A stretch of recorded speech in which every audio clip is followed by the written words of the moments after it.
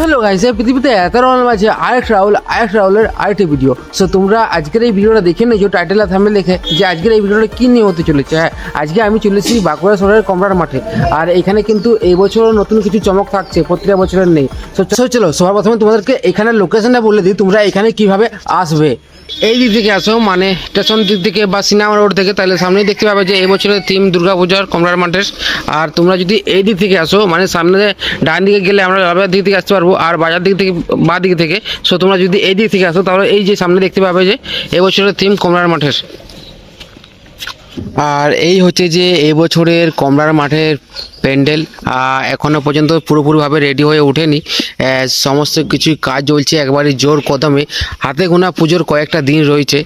আর এই বছর কিন্তু এইখানে পুরো প্যান্ডেলাই করছে গেরুয়া কাপড়ের, আর দুপাশে দুটো ময়ূর দেখতে পাবে ডিজাইন করেছে, আর হাতের কিছু কাজ হয়েছে, কাপড়ের মধ্যে নকশার কিছু কাজ হয়েছে, আর একেবারে জোর কদমে কাজ চলছে বলতে পারো।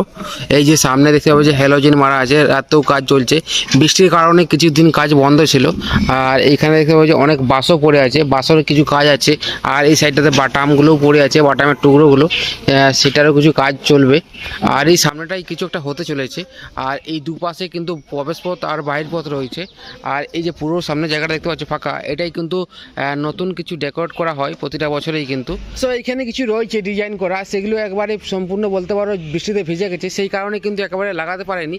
সো এই যে সামনে দেখতে পাচ্ছি যে প্যান্ডেল, এই প্যান্ডেলের 5টা চূড়া রয়েছে, 1 2 3 4 5, এই 5টা চূড়াতেই কিন্তু এই জিনিসগুলোকে লাগানো হবে।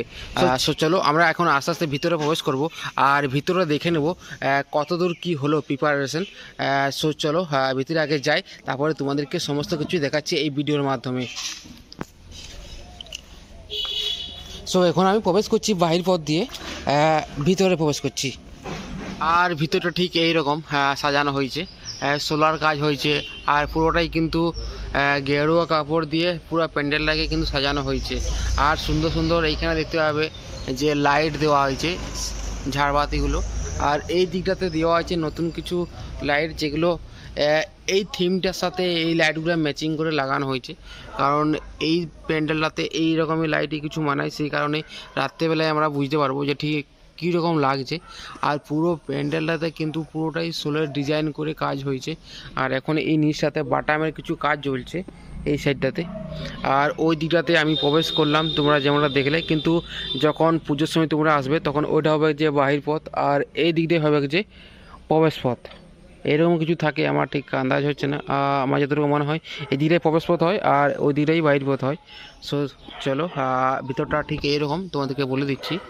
আর এখন কিন্তু এই মণ্ডপের কাজ চলছে, মায়ের প্রতিমার রং করাকরি হচ্ছে এখন এই মুহূর্তে। এই যে এখন কিন্তু হোয়াইটের উপরে হোয়াইট কাপড় দিচ্ছে, আরও অনেক কিছু এখনও কাজ বাকি রয়েছে। আর এই যে নিচটাতে তোমাদের যেমনটা বলছি বাটামের কাজ চলছে।